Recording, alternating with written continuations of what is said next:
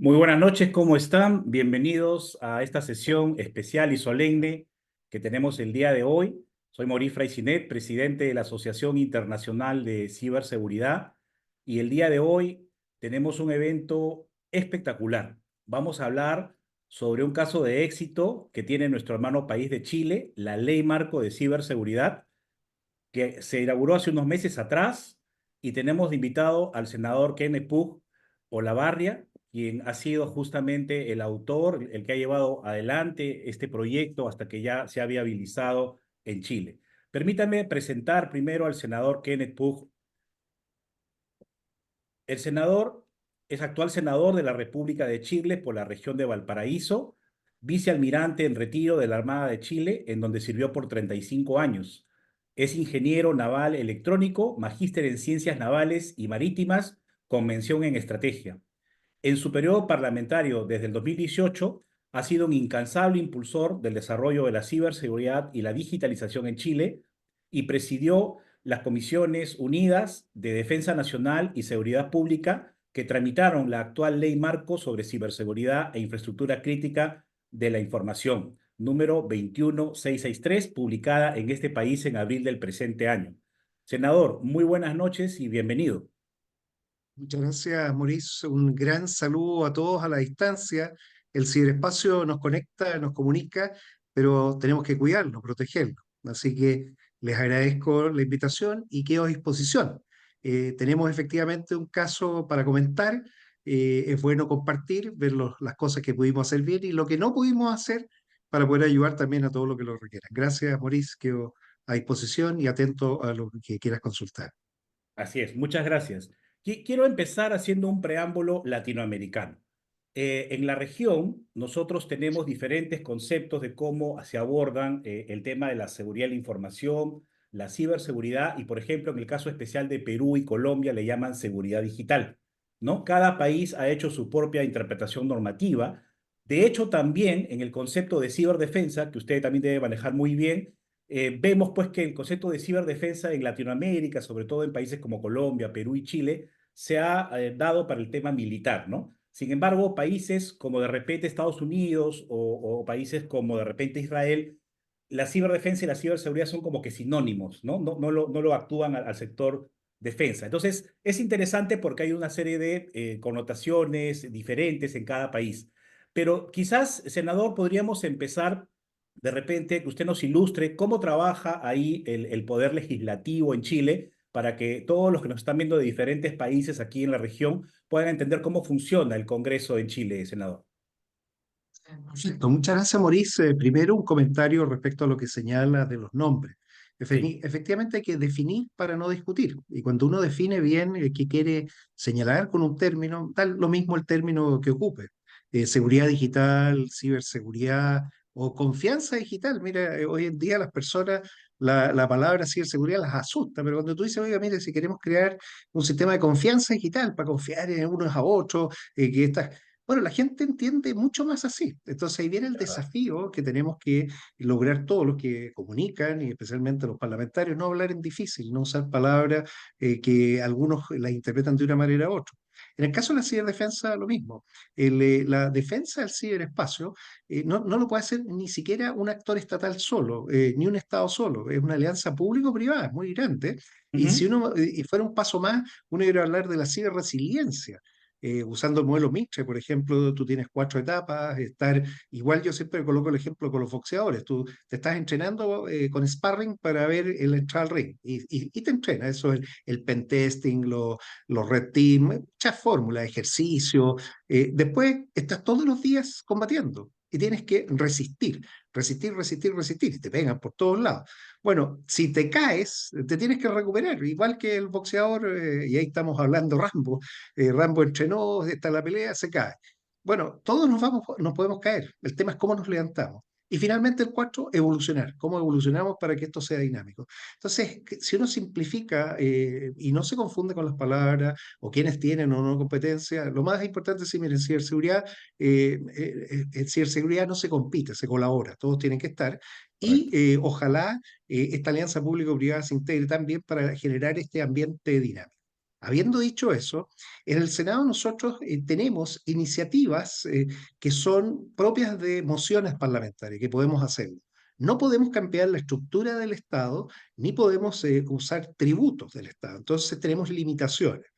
Y ese fue el desafío, cómo cambiar a un país para que el país entienda de la importancia de un tema que es tan abstracto, la ciberseguridad. Yo ingresé al Senado en 2018 y con mis colegas de la Comisión de Defensa, todavía los convencí, les dije, mira, no hay nada que hable de ciberseguridad. ¿Qué les parece que propongamos una idea que la tomamos de Europa? Siempre uno tiene que usar política pública comparada. También se ocupa en Estados Unidos, que es destinar un mes para actividades de ciberseguridad, de difusión, de actualización y conocimiento y hagamos una ley para declarar el mes de octubre, que es lo mismo que usa Europa y Estados Unidos, por eso usamos octubre, y pongámosle algo más, que nos forcemos a hacer ejercicios nacionales en ese mes. O sea, además tener esa capacidad de comprobar que el sistema funciona, no teniendo un sistema. O sea, tú me dices, bueno, está bien, pero que tenemos que partir. Entonces, como era algo que podíamos hacer, lo propusimos en mayo del 2018, antes que partieran los ciberataques, o sea, nos adelantamos a todos los fenómenos que empezaron a ocurrir y me acuerdo el presidente me pregunta, ¿y para qué quiere un mes y con un día basta? Y yo dije, no, no he entendido el problema, aquí tenemos que cambiar cultura. Sí. Finalmente salió aprobado y se publicó en nuestro diario oficial el 1 de octubre, cosa muy curiosa, es una coincidencia increíble, el mismo día que era un lunes, 1 de octubre, salía publicado en el diario oficial y teníamos convocado, porque así lo habíamos, era el Senado a todos los actores, juntamos más de 800 personas en el primer día y ya teníamos ley. Entonces, ese es el esfuerzo que se puede hacer en el desarrollo de política pública, tomar ejemplo. ¿Qué hicimos después? Y aquí viene el trabajo que se tiene que hacer entre el Ejecutivo y el Legislativo, acordar una forma para avanzar en una institucionalidad, porque tenemos que generar gobernanza con nueva institucionalidad. Y ese fue un trabajo prelegislativo que se hizo en base, partiendo este mes de la ciberseguridad, levantando conocimiento experto, y una propuesta. Y esa propuesta nos tomó 4 años. Fíjate que yo hablaba todos los años con el presidente después del discurso de la Nación y le decía que usted es el primer presidente que no dice nada de ciberseguridad. Todos los otros discursos los tengo acá, todos hablan. Bueno, se comprometió, me dijo, ya, me comprometo con usted que lo vamos a sacar adelante. El último día de su mandato, me acuerdo, era un 10 de marzo del 2022, ingresó el proyecto de ley, cumplió. Pero el último día, bueno, no importa, es un tema de Estado, el gobierno que ingresó, el actual, lo tomó, podría haberlo desechado, porque tenía que ser iniciativa del Ejecutivo. Y gracias a el esfuerzo previo que se hizo al trabajo, logramos trabajar dentro del Senado primero, porque ingresó al Senado, un sistema que fuera actualizable y tan actualizable que en el proceso de discusión parlamentaria, Europa, el Parlamento Europeo, aprueba la norma NIS 2 en diciembre de ese año. Y esa norma ya cambiaba la norma NIS, ampliaba la cantidad de empresas o servicios afectados, ponía otra. Y lo que hicimos fue inmediatamente hacer la bajada y ponerlo en nuestra ley. Entonces, logramos aprobar en el Senado un proyecto que estaba muy actualizado, después fue a la Cámara de Diputados, ahí también hicieron los diputados su ajuste, y logramos algo que fue inédito, son 155 diputados y diputadas, habían 143 en sala, por primera vez el tablero en verde, 143 votando a favor, nadie en contra, nadie se abstuvo. O sea, un éxito político. Y de ahí al Senado también, 43 que estábamos en sala de los 50, aprobaron. Entonces, este es el modo de trabajo que tenemos nosotros, que podemos hacer cosas por iniciativa, y esas las hicimos, y llevamos ya, este año vamos a tener el séptimo año de actividades de mes de la ciberseguridad, pero también aquellas que son propias del Ejecutivo, que involucran institucionalidad, que involucran recursos, eso lo hicimos con ellos, pero trabajando actualizado, o sea, trabajando con lo último que iba saliendo en legislación a nivel mundial y con amplio acuerdo político, porque no queríamos que esta ley fuera objetada por algunos que pensaban que poco menos iban a terminar espiando a las personas, al contrario. En paralelo, nosotros estamos también discutiendo la ley de protección de datos personales. Entonces vamos a tener dos agencias nuevas, una agencia de protección de datos personales y la nueva Agencia Nacional de Ciberseguridad que por ley se le puso ANSI en la misma ley.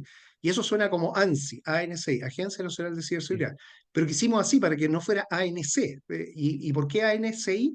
Porque ANSI en Europa es la agencia francesa, Le Ujú. ANSI. O sea, Claro. jugando un poco para que se instale algo que costaba. Esa es como una forma de hacer, cada país es libre, pero así fue como lo hicimos y nos resultó.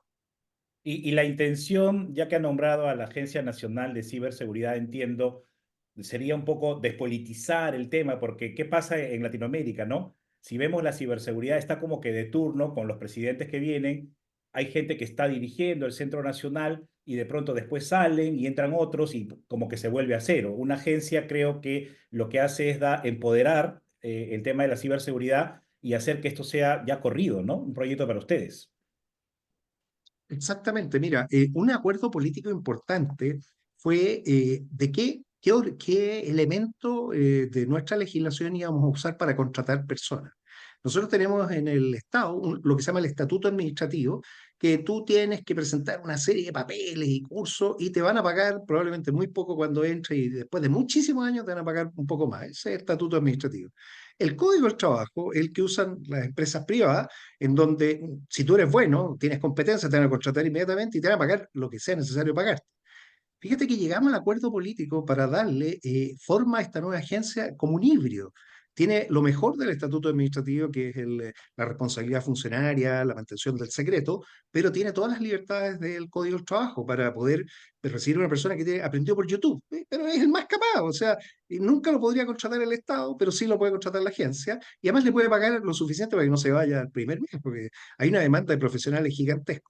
Entonces, hasta ese nivel de detalle tuvimos que preocuparnos para generar una instancia, un híbrido que vaya innovando y vaya permitiendo tener a las mejores personas, entendiendo que todos los entes del Estado son donantes de sangre, o sea, aportan mucha gente, vas a tener ese movimiento, probablemente es un 20 o un 25%, o sea, cada 4 años, cada 5 años se te va a estar cambiando las personas. Entonces hay que ofrecerles oportunidades buenas, algo que no van a poder ver con un sueldo atractivo, con un buen esquema de trabajo y así evitar la politización, porque te contratan por competencia, ¿no? No te contratan porque se necesita una persona que sea capaz de hacer ese trabajo. Entonces esa libertad genera más posibilidad de poder disponer de buenas personas, aportar al sistema de buenas personas, porque es un sistema que va produciendo y mantenerlo aquellos que se necesitan por el tiempo necesario. El conocimiento reside en las personas y en ciberseguridad el conocimiento se tiene que actualizar todos los años Así y es. quizá un poco más rápido, pero en las personas. Si crees en las personas, vas a hacer una legislación que proteja a las personas y les dé las oportunidades que hoy son muchas. Eso es lo que consideramos nosotros para despolitizar, pero también para flexibilizar y tener acceso a mejores personas.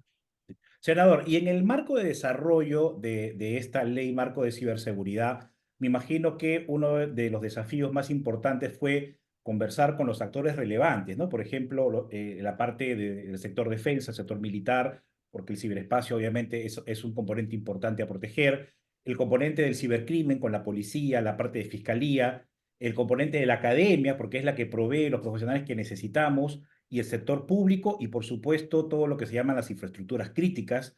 ¿Qué nos puede comentar? ¿Cómo fue esa mesa de trabajo? ¿Cómo se condujo esa integración?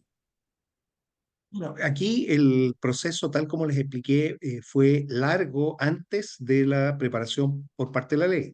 ¿Qué usamos entonces? El foro de ciberseguridad, o sea, la Por- posibilidad de tener un grupo de personas donde teníamos acceso a expertos y nos reuníamos.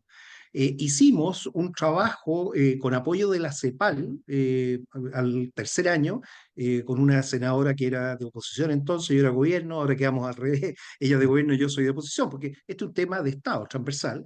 Y con la CEPAL planificamos una estrategia a 12 años, una estrategia política, no la agenda digital del gobierno, todos los gobiernos tienen, ninguna se cumple, es parte de los programas, pero una política a 12 años, donde pusimos todos los elementos necesarios para generar la transformación digital con ciberseguridad. O sea, queremos avanzar en la digitalización de todo, de las personas, del Estado, de las empresas, con derechos digitales, pero con ciberseguridad. No podemos hacer transformación digital sin ciberseguridad.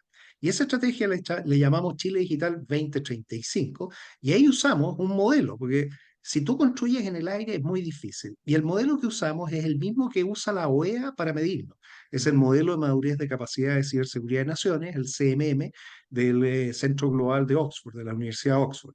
Ese se publica cada 4 años, tenemos la del 2016, la del 2020, esperamos conocer ahora la del 2024, que tuvo de hecho el 2022 ya unos cambios para poder recoger mejor ciertos elementos. Entonces ahí tú tienes métricas.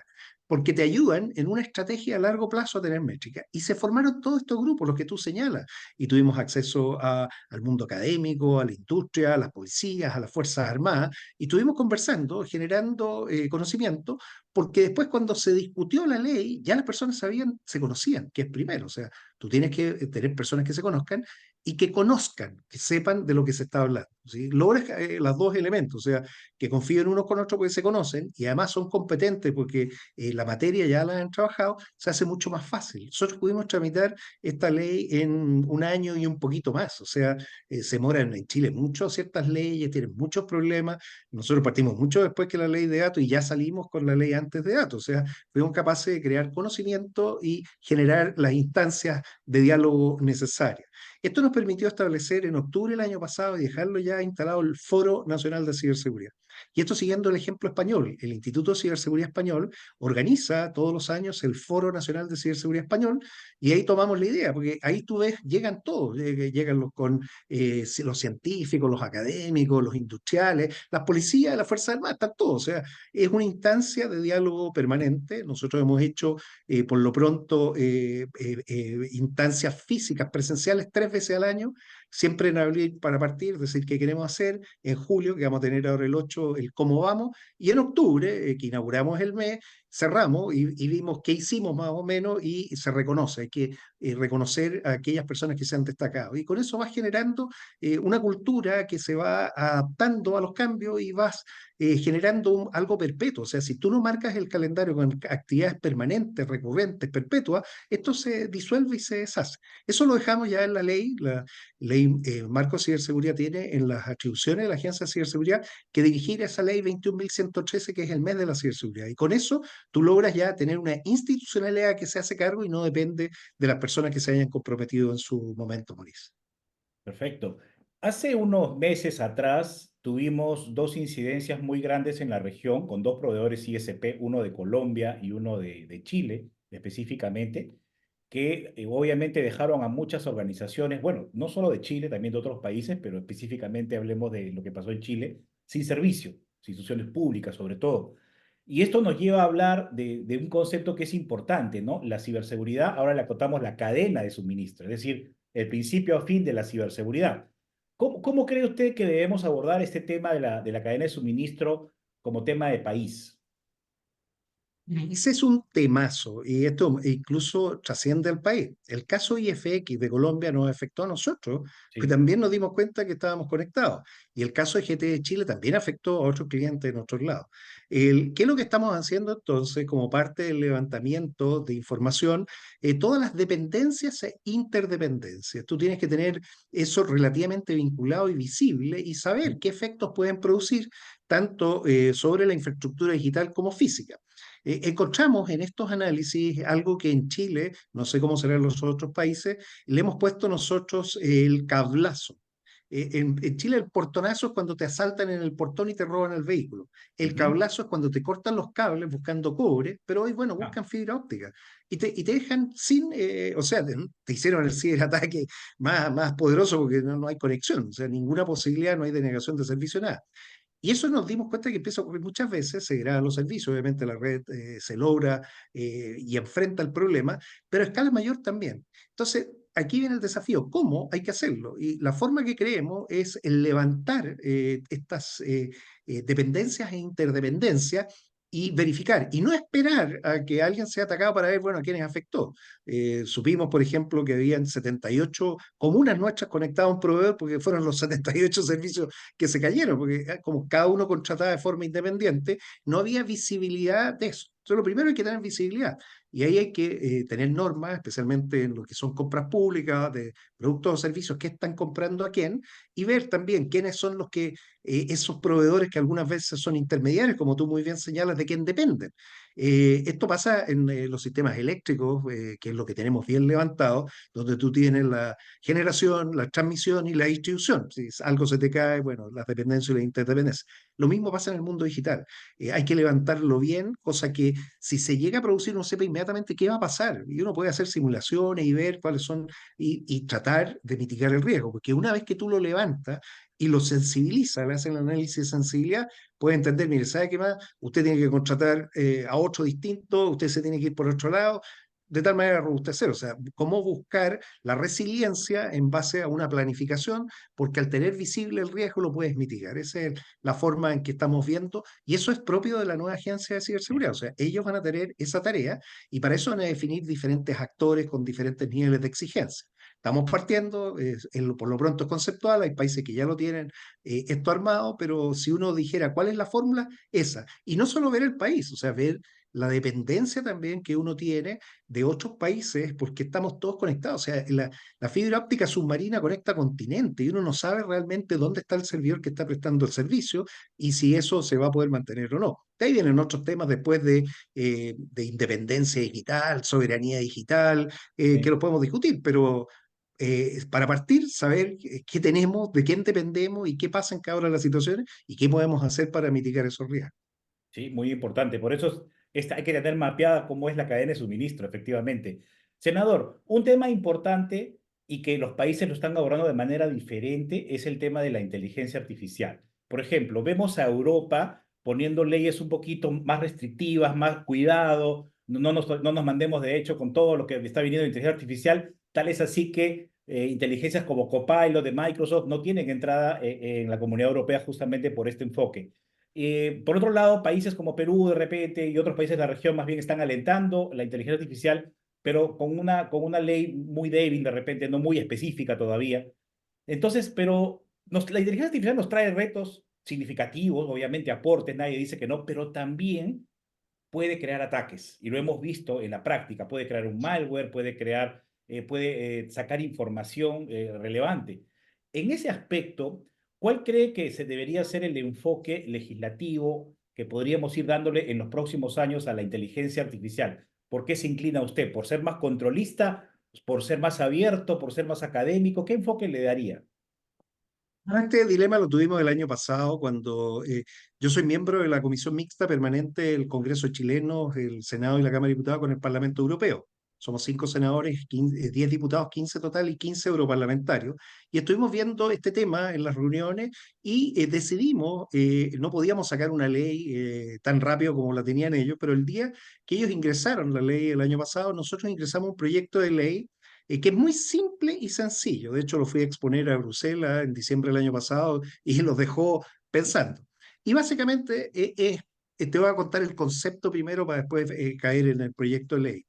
La tecnología es neutra, no es ni buena ni mala, va a depender de cómo lo uses. Así es. Todos los días tú en la casa usas para cocinar un cuchillo, alguien lo puede usar para tallar, pero probablemente alguien mate a una persona con el cuchillo. Tú no regulas a los cuchillos. Los cuchillos entran, ingresan. Tú lo que regula es el uso malicioso, delictivo del cuchillo. Entonces, más que una regulación, tú tienes que tener normas. Normas porque donde se acaba la ética, todo el mundo dice, mira, el uso es ético, responsable, está bien, pero ¿dónde se acaba? Y cuando se acaba y se cometen los delitos, ¿qué es lo que propusimos entonces? Es algo simple y sencillo, es usando el catálogo de delitos actual, que existen, están todos definidos, aquella persona que cometa ese delito por medio o usando una inteligencia artificial tiene una agravante penal. Y eso significa que da lo mismo si tenía o no buena conducta exterior, da lo mismo si... O sea, tú buscas una fórmula para generar la sanción más alta, inmediatamente. ¿Para qué? Porque tú logras con eso disuadir. O sea, ¿y esto por qué? Porque no nos podemos negar a usarla, que es lo primero. O sea, entender que el crimen organizado está usando la inteligencia artificial para destruirte y tú, por cumplir las reglas, no, es que nos pueden objetar. No, no, aquí tenemos un problema grande. Si lo vamos a usar bien, usémoslo bien, tengamos desde el desarrollo, y esto estamos hablando de los desarrollos que está puesto en la Ley Marco de Ciberseguridad, el principio 10, Security by Design, Privacy by Design, o sea, y and defect, diseñado por diseño y por defecto, seguro y con privacidad, con protección de datos, para que el producto salga bien. Porque primer problema que hay es por qué tenemos productos que fallan tanto. Bueno, podríamos hablar de eso después. Pero teniendo esa conciencia, Si tú tuvieras que normar algo, yo voy por eso. O sea, lo primero es usémoslo porque no sabemos en qué condiciones, en qué caso. Y si te pones a definir todas las opciones, puede que quedes con una camisa a fuerza y el otro te va a estar con toda la libertad golpeándote con todo lo que quieres. Entonces ahí es donde está la regulación, hasta dónde. Esa es la forma, yo creo, la primera a resolver. No hemos logrado, eso lo ingresamos a la Comisión de Constitución, votarlo todavía por un problema. Tenemos muchas otras cosas que están con más prioridad, estamos con temas de seguridad, con agendas legislativas bien importantes. Pero en Europa, cuando se los expliqué, y dije, oye, en realidad nosotros no lo consideramos. Y es súper importante, o sea, se empezó a dar una discusión y por eso lo más probable es que en la actualización podamos compartir eso como un igual, o sea, entender que hay un grado de libertad hasta que se vulnera y el que lo vulnere, lo use de forma delictual, tenga un castigo ejemplar. Esa es la forma en que vemos. Estamos con un proyecto de ley en estos momentos en la Cámara de Diputados, ingresado por nuestro Ministerio de Ciencia, Tecnología, Conocimiento e Innovación, que trató de tomar el estándar europeo, pero también comete ciertas cosas que creemos que no son adecuadas. El trabajo legislativo nuestro significa que si entró por la Cámara de Diputados, la Cámara Revisora es el Senado, va a llegar a nosotros y ahí con indicaciones esperamos cambiar para el lado que creemos que es el adecuado. Porque lo peor es limitarse innecesariamente cuando tú necesitas disponer de herramientas poderosas que te ayuden y que den todas las garantías. Nosotros pusimos en nuestra ley de protección de datos, por ejemplo, antes de la inteligencia artificial, el derecho a la explicación. Mira, se llama así, derecho a la explicación. Que use lo que quiera, pero usted explíqueme con una persona humana por qué me eligió o no me eligió. O sea, no me diga que fue la máquina, no. A ver, veamos que si hay sesgos, no hay sesgos, si existe alguna fórmula mágica. Bueno, esas cosas son prácticas, que son principios básicos, y todos llegamos finalmente a la ética. O sea, ¿qué corresponde? ¿Qué es lo que se debe hacer? La forma adecuada.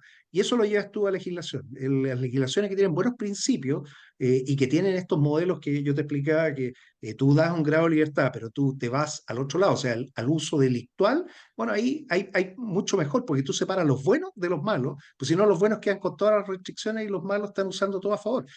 Asimétrico, esa asimetría es la que hay que corregir, Maurice. Hay muchas agencias, senador, que deben estar en un país y ahí también viene el orden, ¿no? Yo le he escuchado hablar a usted en algunas entrevistas también del Instituto Nacional de Ciberseguridad, lo que sería el INCIBE de España, la agencia. Actualmente Chile tiene el SER nacional, ¿no? Que el SER es que el que da la cara como país, pero ¿cómo deberíamos ordenar ese ecosistema, ¿no? O sea, ¿cuál sería la agencia según el concepto de la ley marco? Entiendo que la agencia es la que va a dar la cara ahora como ente nacional, ¿verdad? Efectivamente, la nueva institucionalidad, tenemos a un director o directora de la Agencia Nacional de Ciberseguridad que va a ser el asesor del presidente en esta materia y va a ser la entidad que se va a vincular con el mundo para tener a una sola puerta de entrada en este mundo. De esa director va a depender el CECIR nacional. Nosotros, en vez de usar los CERT que están por Carnegie Mellon protegidos, Sí. usamos el concepto europeo CECIR. Y ahí va a estar el SACIR nacional que va a integrar toda la información de todos los que están obligados a reportar, porque, claro, uno dice en ciberseguridad no se compite, se colabora, pero cuando llega el minuto de decir quién está bajo un ciberataque, nadie quiere reconocer de que tiene problemas. Entonces la ley va a obligar a los más importantes a reportar y por primera vez vamos a tener el panorama amenazas completo en tiempo real, sabiendo lo que está, los efectos que se están produciendo, entendiendo que las amenazas se materializan por ciertas vulnerabilidades que se exploten, por ciertos errores humanos. O sea, hay muchas fórmulas por lo que puede ocurrir. Pero si tú no las tienes al mismo tiempo, tú no sabes qué está pasando. ¿No? Los sensores que están en algunos dispositivos algunas veces ni siquiera captan. Tú captas porque estás teniendo un problema. No captas porque te lo está informando el IDS. Entonces, ante esas situaciones, es mejor tener sistema de reporte anticipado. O sea, nosotros queremos que en el menor tiempo posible esto se reporte y podamos tener. Entonces vamos a lograr consolidar información de todos los sectores. Teníamos antes algo solo de gobierno, ahora se de nivel nacional, y en espejo va a haber uno en defensa, para que si se cae uno esté el otro, y obviamente puedan así poder respaldarse, pero también tener equipos 24/7. Este tema de estar permanentemente en el ciberespacio requiere que tú tengas personas que estén en turnos permanentemente, y eso significa mucho más grande los grupos humanos para poder trabajar. La agencia, entonces, nuestra respuesta de institucionalidad va a ser la puerta de entrada y ese director va a tener como un órgano ejecutivo su centro nacional en este CECIR nacional de Chile, que es el que tenemos que crear ahora y para el cual yo te comentaba que tenemos esta nueva forma de organizarnos para además contratar a los mejores y pagarles muy bien. ¿Y cómo se relaciona con el Ministerio de Ciencia, Tecnología, Conocimiento e Innovación de Chile? Eso está puesto en la ley. De hecho, tenemos varias cosas. Lo primero, el Comité Interministerial de Ciberseguridad, ¿Ya? donde existe ese relacionamiento. O sea, la investigación científica va a estar coordinada. Pero después tenemos dentro de la gobernanza una mesa intersectorial en donde van a haber 8 personas, dos representantes de el mundo académico, y ahí está el Ministerio de Ciencia con sus investigadores, dos que van a ser de las industrias, probablemente uno sea de la industria eléctrica, el otro de las telecomunicaciones, y dos que van a ser de la sociedad civil organizada, institutos, la Asociación Internacional de Ciberseguridad, no sé, ahí habrá que ver, pero ya tienes un cuerpo colegiado que va a asesorar al director en estas materias. Entonces, hay desde la comunicación política interministerial, que es fundamental, pero también de la coordinación interna para generar estos programas. En paralelo, nosotros vamos a desarrollar legislación para fomentar la investigación en ciberseguridad como un tema estratégico, cuando hablábamos de soberanía o de independencia digital, con recursos estratégicos, que no tengan que ir a concurso algunas veces, porque, claro, puede que alguien no le vea la importancia, pero es importante. Entonces, tiene un criterio distinto que permita desarrollar ciertas capacidades en el país. Y eso requiere de fondos, vamos a tener un fondo de innovación para esto, de una orgánica que sea capaz de priorizar y así poder traccionar. La investigación y desarrollo en Chile, si tú tomas los TRL, el TRL 1 al 9, eso es lo que usa la NASA, TRL 1 quiero ir a la Luna, el TRL 9 fui a la Luna y volví con vida, o sea, esto es de verdad. En Chile decidimos definir, por ejemplo, ese día de innovación basado en los TRL. Le preguntamos a varios alumnos de las universidades y uno de los alumnos de una universidad que está dentro de las 100 universidades más prestigiosas del código, el criterio TQS a nivel mundial, nos señaló que la mejor fecha era el 13 de octubre. ¿Y por qué el 13 de octubre? Preguntamos nosotros. Porque ese día dijeron, mire, ingenieros del ámbito civil de la minería, con ingenieros del ámbito de la defensa, con industria de defensa, construyeron una cápsula, fueron a 800 metros de profundidad y rescataron a 33 personas con vida. Bueno, y llegaron todos de vuelta. Entonces tú ves cómo se integran dos mundos, el mundo civil, el mundo de la defensa, una iniciativa común, y fueron capaces de salir adelante. Esa cápsula se llamó Fénix. El fondo que vamos a crear para estos desarrollos se va a llamar Fénix, el Fondo del Ecosistema de Innovación Nacional, X dual, por defensa, por lo que tú quieras. O sea, Fénix, que es algo que fuimos capaces de hacer, le va a dar la posibilidad de tener recursos para traccionar, porque hoy se financia muy bien en el país, pero se hace la investigación básica, desarrollo de investigación básica, paper, se hace muy poca investigación aplicada y no tenemos prototipo de productos. Todas las etapas posteriores son las que más cuestan. Ahí yo creo que tenemos mucho, mucho que hacer y obviamente eso va a ser parte de la forma. La ciberseguridad es conocimiento, recibe a las personas y tenemos que tener muchas personas capacitadas, con mucha investigación, con muchos laboratorios. España solamente en el INCIE tiene más de 1.300 investigadores involucrados en 56 proyectos distintos, o sea, tiene una capacidad de investigación bastante grande. Hay que aspirar a algo así, o sea, siempre usar modelos de comparación que nos permitan ver hacia dónde queremos ir. Y una de las cosas que le escuché a usted en una entrevista y que estoy totalmente de acuerdo es, por ejemplo, el modelo español, ya que lo ha hablado ahorita. INCIBE, por ejemplo, no está en Madrid, ¿no? Está en León. Entonces se Sí. descentraliza un poco y se ayuda al país. Y usted está proponiendo eso, ¿no? Que se descentralice la ciberseguridad. Creo que ha ofrecido Valparaíso, si no más recuerdo. Bueno, mira, efectivamente León queda a 348 kilómetros al norte de Madrid. Así es. Está en una región que tiene universidades, tiene todo, pero eso fue una decisión presidencial. Es muy bueno que la descentralización ocurra en cosas de este tipo física para cosas que en el ciberespacio están conectadas. O sea, da lo mismo donde estés, tú vas a poder coordinar y dirigir actividades. ¿Por qué yo sostengo Valparaíso? Bueno, porque tenemos el 10% de la población de Chile. Yo soy además senador de esa región. pero tenemos el 30% de la matrícula de alumnos de educación superior técnico profesional y universitaria. O sea, hay conocimiento, hay talento, que es lo más abundante. Y lo segundo, tenemos la puerta de entrada a Internet. Todos los cables de fibra óptica submarinos entran por Valparaíso. Entonces, usando las dos cosas, el acceso, yo diría, privilegiado que tenemos a Internet, más el talento, permite generar un instituto de estas capacidades. Perfecto. Y senador, y hoy por hoy, digamos, en el 2024, ¿cuál es su percepción del estado actual de la ciberseguridad en Chile? Bueno, vamos, de acuerdo a lo que nos ha medido el índice de madurez de ciberseguridad, vamos a mitad de camino. El índice tiene 5 niveles, estamos en 2, algo, estamos entre 2 y 3 en muchas cosas.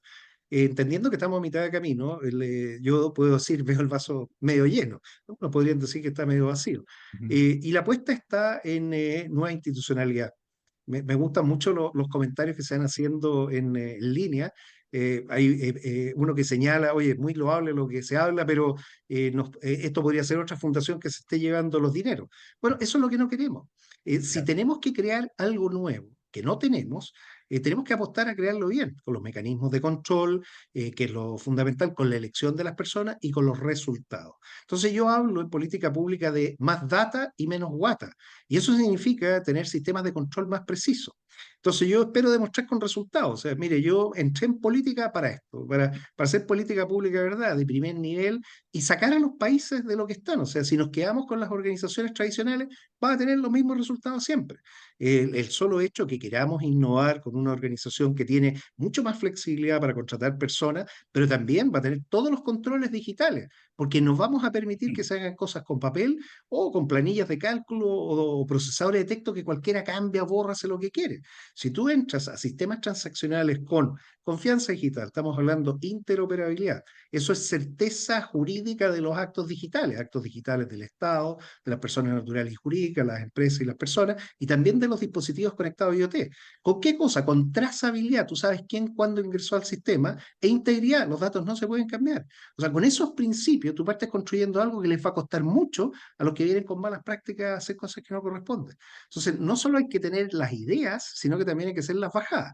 ¿Cómo vamos a bajar eso? Eso es lo que les vamos a ir explicando probablemente el próximo año. Nuestra ley tiene previsto el 8 de octubre, que es en los 6 meses del 8 de abril, cuando se genera la primera etapa de control, tienen que estar todos los reglamentos ya publicados, y después el 8 de abril del próximo año ya tiene que estar funcionando la agencia. O sea, tenemos un plazo, un año, para que esto empiece a funcionar.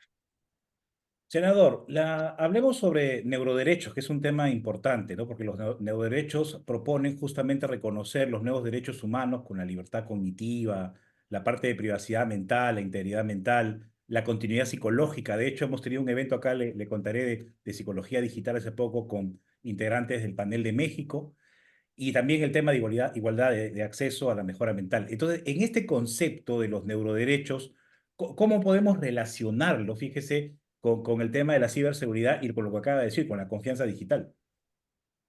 Bueno, el tema de los neuroderechos ya es algo que abordamos en el Senado. Tenemos la Comisión de Ciencia, Tecnología, Conocimiento, Innovación y Desafío del Futuro. Siempre nos quedamos con el tema de futuro y el Congreso del Futuro.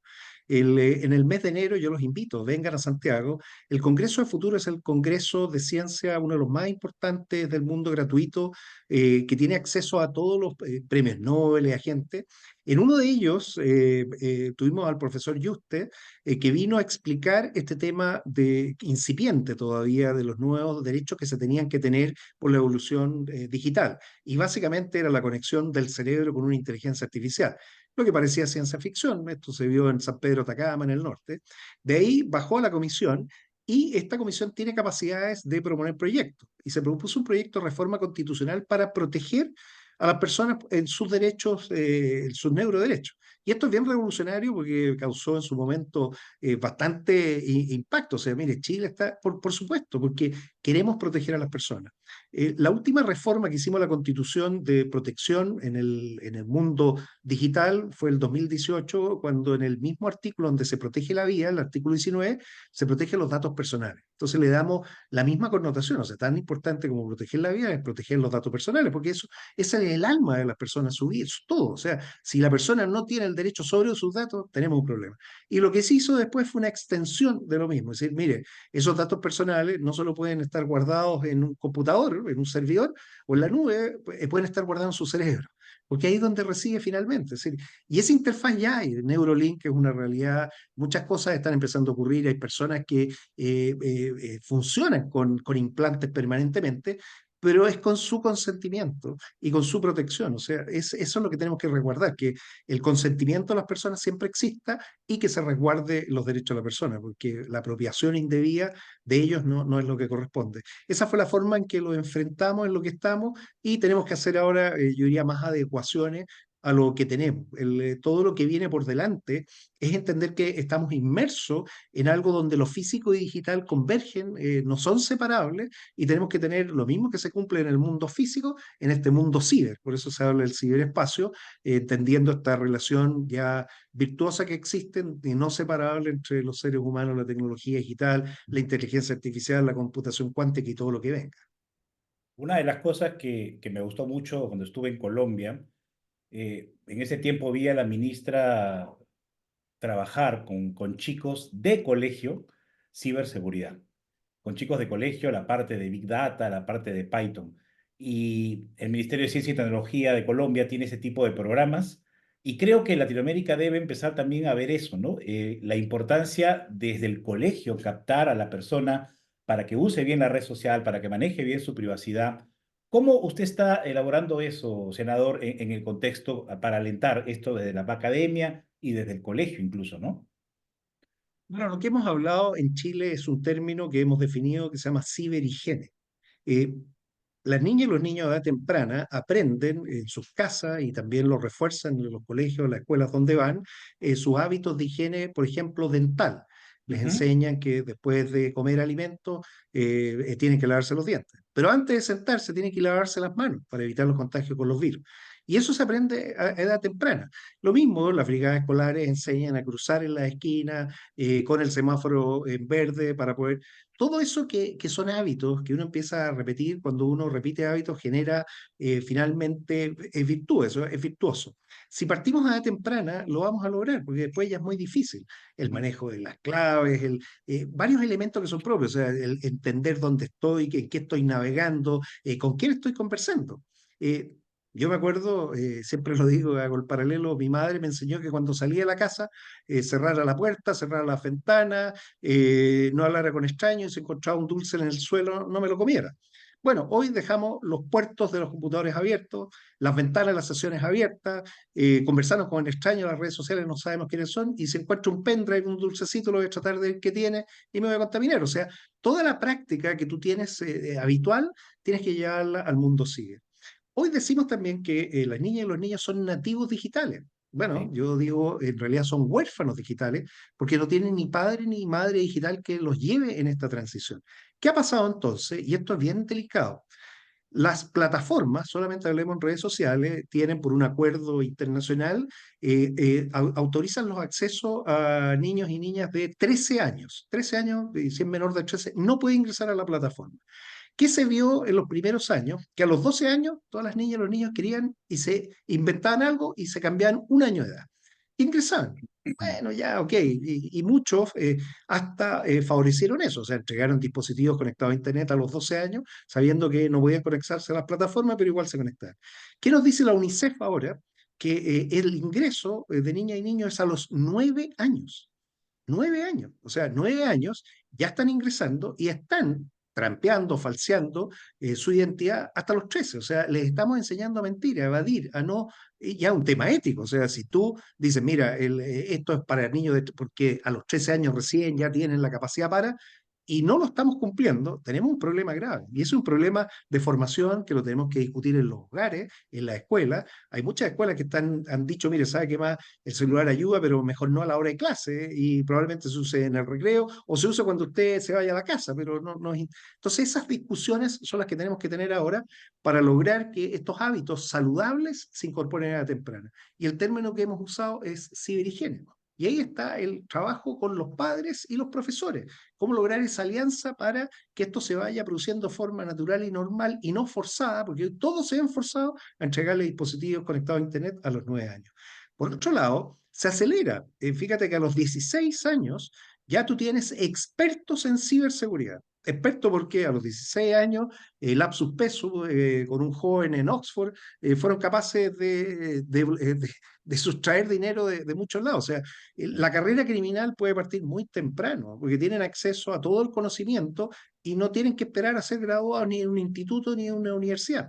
Por eso España tomó la edad de los 14 años la edad de el Reglamento Europeo de Protección de Datos, en donde ya no son menores y sus datos sí se pueden manejar para no tener problemas con manejo de datos, para crear la Academia de Hacking, la Academia Hacker del INCIBE, parte Sí. con niñas y niños a los 14 años. Y a los 14 años ya tú empiezas a tener talento, y a los 16 ya los puedes empezar a ocupar. Entonces ahí hablamos, bueno, aquí hay toda una fuerza que se va creando que es importante estimularla. ¿Qué vemos también? Brechas de género de mujeres en tecnologías digitales.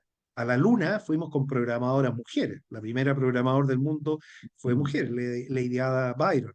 Pero ellas que hicieron toda la programación a contar de 1985 empezaron a disminuir los ingresos hoy en día en carreras relacionadas en menos de un 15%. Entonces se generó un cambio en la participación de una parte importante de nuestra sociedad que son las mujeres. Entonces a edad temprana también tú las logras estimular hasta los 12 años, pero de los 12 a los 16 se pierden y terminan finalmente a los 17 entrando a otras carreras. Entonces también hay que ser capaces de estimular a la temprana, sacar la higiene, pero después aquellas talentosas, apoyarlas para que puedan llegar también al mundo digital. Eso es lo que te podría comentar, Luis. Sí, un punto muy importante, pero no podemos dejar de hablar del ransomware. De hecho, nuestros países han sido víctimas de muchos ataques de ransomware. Estados Unidos mismo tuvo un problema serio con el oleoducto, ¿no? de combustible, el Colonial, que fue secuestrado por un ransomware. De hecho, hemos hablado también de IFX y GTD, que también tuvieron una incidencia de ransomware. Y al menos en Perú, cuando yo estuve como director del Centro Nacional de Ciberseguridad de Perú, el año 2022 fue el año que el sector más atacado con ransomware fueron hospitales, salud, el sector salud. Entonces, interesante entender esto porque es un secuestro de información. Y ahí hay un tema neurálgico porque en todas las estadísticas de todos los países va a aparecer ransomware. ¿Cómo lo está viendo, senador, esto? ¿Cómo lo están conversando ustedes? Este es el tema, yo diría, más recurrente porque si hay un ataque que te inhabilita y el más frecuente es el del ransomware. Eso. Y hoy el ransomware es as a service, ni siquiera tienes que desarrollar la herramienta. Tú contratas, arriendas los servicios y después partes explotando vulnerabilidades donde tú quieres. El problema es que se está atacando todo. Fíjate que en el mundo físico tenemos normas, nadie ataca a los hospitales, porque todo lo que tiene una cruz roja o una media luna roja o la estrella David roja, no se atacan. Bueno, en el ciberespacio los atacan. Entonces, ya vemos una diferencia de comportamiento en lo que sí respetamos en el mundo físico, pero no en el mundo digital. Y esos ransomware le pueden costar la vida a las personas, y es lo primero que tenemos que tomar. La política que yo traté de impulsar fue el prohibir el pago ransomware. ¿A quiénes? A los que tienen, son operadores de importancia vital, o sea, tienen sistemas críticos. ¿Y esto por qué? Y hago un paralelo. Esto ya se ha hecho antes, o sea, no es nuevo. En los años 70, 80, los que tenemos un poco más de cana, nos acordábamos que secuestraban aviones. Y uno sabía si iba a terminar en Cuba, en Libia, en cualquier lugar. Los secuestraban, los secuestraban, los secuestraban. ¿Qué hicieron entonces los estados y las empresas?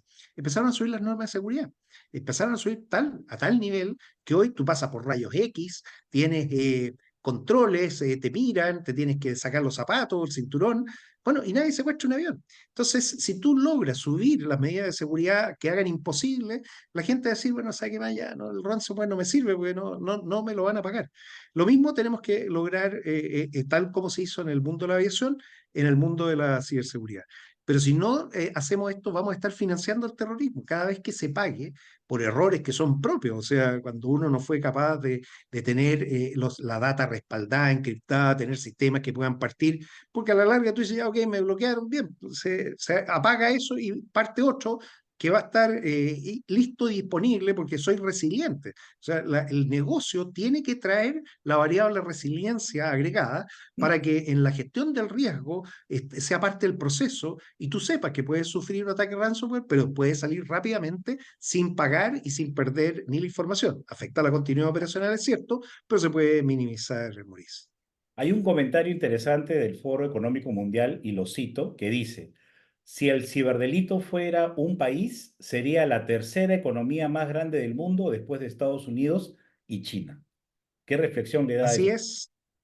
Mira, es que ¿qué es lo que pasa? Esto es real. Los delincuentes, el crimen organizado, opera buscando la máxima utilidad. Es una empresa. Y la máxima utilidad ocurre cuando tu inversión inicial es baja. O sea, tú tienes poca gente que le paga lo justo, pero no es estas grandes redes que tienes que tener mucha gente y comprarte mucho. O sea, hay un tema de costo, inversión inicial. Segundo, el riesgo. O sea, cuando tú dices, bueno, no me pasa nada si yo no veo a ningún criminal detrás de la cárcel. Entonces te genera el tercero, que es además fancy, entretenido. Bueno, está hoy ya demostrado que es más lucrativo dedicarse al cibercrimen que al narcotráfico. Si la gente no anda buscando meter droga en las personas, lo que quiere es lucrar rápidamente un negocio que le dé mucha utilidad y que ojalá tenga los menos riesgos posibles. Entonces el crimen anda buscando eso y hoy han descubierto que esta es una vertiente, una variante muy buena, por lo que te señalaba, bajo riesgo, no los van a pillar, inversión inicial baja, después obviamente algunos han subido, pero tampoco es tan grande y además que les gusta, o sea, lo encuentran como algo entretenido. Esos tres elementos juegan en contra de quienes no están organizados, porque fíjate que el crimen está organizado, pero todo el resto de los estados no estamos organizados. Entonces la asimetría es muy grande y ellos van consiguiendo victorias tras victorias tras victorias. De repente, claro, cae una red y se caen algunos servidores, pero van a aparecer 100 más. Entonces es un problema a nivel internacional. Perdón, se fue el audio del senador, si lo pueden reactivar. Ah, Ay, sí, algo pasó, alguien me quería hackear aquí sí. porque debe ser el crimen organizado que no me quiere escuchar. No, mira, yo valoro a todas las organizaciones internacionales que están combatiendo el ransomware porque tenemos que lograr acuerdos internacionales tal como se logró con la aviación. No, tú no sacabas nada, solo que en Estados Unidos te revisaran con rayos X, maleta, tenías que ser todos. Entonces, el desafío es lograr que todos apliquen el mismo criterio porque así vamos a poder lograr al menos que esa área quede afuera y también proteger los hospitales y para eso hay que perseguir. O sea, ¿qué queremos proteger y por qué queremos proteger? Yo creo que ese es nuestro desafío, Luis. Senador, muchas gracias por sus palabras, sus conocimientos. Le cuento que ya la Asociación Internacional de Ciberseguridad está activando los capítulos, así que muy pronto ya va a tener usted el capítulo de Chile con personas agrupadas en Chile para que pueda usted considerarlos en apoyo a como sociedad civil en todo lo que usted necesite y obviamente desde la asociación, desde Madrid, donde está la sede principal, también todo el apoyo que usted necesite cuando lo quiera. Le agradecemos mucho por estas palabras, por haber dado un conocimiento de cómo están trabajando ustedes en la ciberseguridad en Chile. ¿Cuáles serían sus palabras ya finales para despedirse? Bueno, muchas gracias, Maurice. Los felicito lo que ustedes están haciendo. La Asociación Internacional de Ciberseguridad, con su casa principal en Madrid, es un referente, y por eso esperamos que estén pronto en Chile. Señalarles que yo estoy comprometido 100%. De hecho, mi mail, se los voy a dejar, no lo pongo para que usted, es cibersenador. Mis colegas me dicen cibersenador, @gmail.com. Use un Gmail para que cualquiera lo pueda ocupar, es más sencillo. Y ciber con I latina, sin cyber, o sea, bien español, cibersenador. Español. Mándeme mail, todos los que quieran saber. Nos vamos a ocupar de lograr que la institucionalidad funcione, que los recursos públicos sean bien empleados. Vamos a generar una línea de financiamiento desde el sector público, pero también va a llegar desde el sector privado. Por lo pronto, el Estado va a financiar lo básico de la Agencia Nacional de Ciberseguridad y el CECIR que vamos a tener a nivel nacional. Y lo más importante es que tenemos que ponernos todos de acuerdo con nuestra capacidad de luchar contra estos adversarios, que no son formidables. Son unos delincuentes que si los logramos nosotros coordinar, los vamos a poder desarticular. Pero para eso tenemos que confiar unos con otros. Yo les agradezco la invitación, los felicito por lo que hacen, estoy atento siempre a todo lo que me puedan comunicar y también pues, tratar de lograr que esto sirva para ayudar que otros países quieran usar al menos la experiencia y podamos tener una legislación común que nos ayude a protegernos mejor. Muchas gracias. Por supuesto, senador. Muchísimas gracias. Muy buenas noches.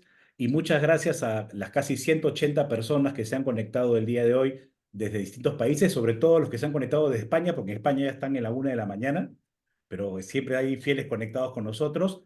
Gracias a todos en Latinoamérica también. Y senador, hasta otra oportunidad, la verdad que hay muchos temas que podríamos conversar más adelante de cómo vamos avanzando en ciberseguridad. Muchas Perfecto, gracias. muchas gracias a ustedes. Gracias. Hasta luego. Hasta luego. Buenas noches. Y Buenas noches. quiero terminar agradeciendo también a nuestro socio Aldo Villaseca, que también hizo posible, obviamente, que el senador esté con nosotros. Muchas gracias, Aldo. Gracias a todo el equipo de producción también. Y gracias a ustedes porque realmente siempre están conectados y siguiéndonos y permiten que tengamos una retroalimentación constante en la asociación. Nos vemos en el próximo evento y creo de que nos quedan lecciones aprendidas para ahora que ya se vamos a empezar a trabajar las comisiones a nivel de diferentes países también, para ir trabajando iniciativas que vayan por lo que hemos visto el día de hoy, que creo que hay muchas cosas que se pueden tomar. Muchas gracias a todos, que tengan muy buenas noches y gracias por estar siempre en la Asociación Internacional de Ciberseguridad.